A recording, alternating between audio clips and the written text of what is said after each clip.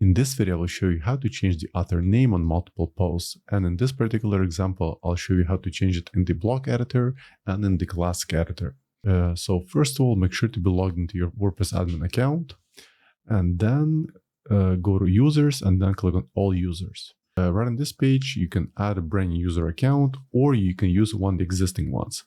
As you can see in this example, I'm currently logged into my admin account, and I have another user called Nick. But the issue is that there's no role set up for it. So let's click on edit, and let's add a role. It's right here. Let's select either the author or editor.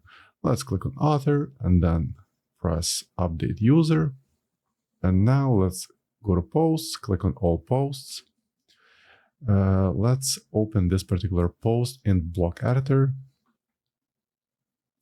And once it loads, on the right sidebar over here, look for the author. Currently set as admin, and let's select Nick, and then let's update.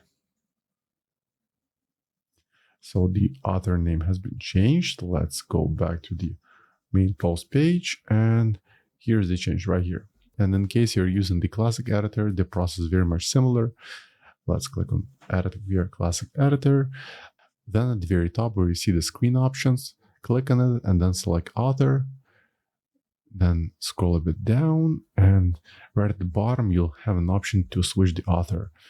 Once again, let's select drop down, switch to Nick, and then update.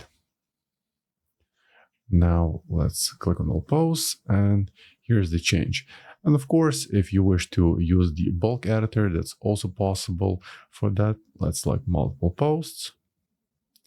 Click on bulk actions, edit, apply.